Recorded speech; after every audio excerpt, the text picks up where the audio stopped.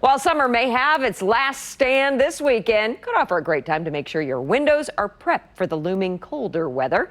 KCTV5's Bill Hurlbrink gets some expert advice in today's Better Homes.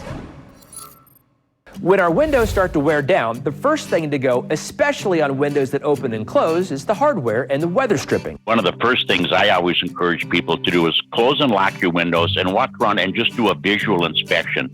Is everything snug and tight the way it's supposed to be? So check those locking mechanisms for any debris and to make sure they pull the sash up against the weather stripping in the frame. Also, check that weather stripping for wear and tear. The weather strips in today's windows are phenomenal type product components. They really are. But over time, maybe someone cleaned them with something that maybe wasn't compatible or something like that.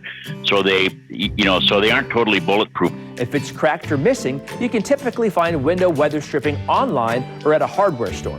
If you're renovating or maybe swapping out older windows, it gives you the opportunity to check even deeper for sealant leaks around the window frame. Always check for maybe missing sealants, things along those lines, because if there's any voids in the exterior sealant, it does cause air and cold to come in, and it's easily remedied either by the individual homeowner or getting an industry professional out there. It's not as easily accomplished, but if you have access through renovation or window swapping, check your insulation between the wall and the window. That is also critical in keeping the cold out and the warm in. Sometimes windows can get condensation forming on the inside.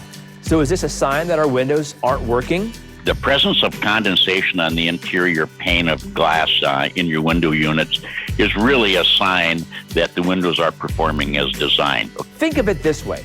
You have warm air on the inside of the house and cold air on the outside. It's just like having a cold drink in summer and getting condensation on the outside of your cup. A lot of people, myself included, who like to put drapes over our windows in the wintertime to keep the cold air out. But really, in fact, what you're doing is you're trapping warm, moist air between the drape and the glass. It traps in there. There's nothing to get it to come out of there, and you get condensation. To combat the condensation on your windows, promote airflow. Open up your drapes and use a ceiling fan to move air around the room. For more stories like this, you can go to KCTV5.com and click on the Better Homes tab. It's right along the top banner.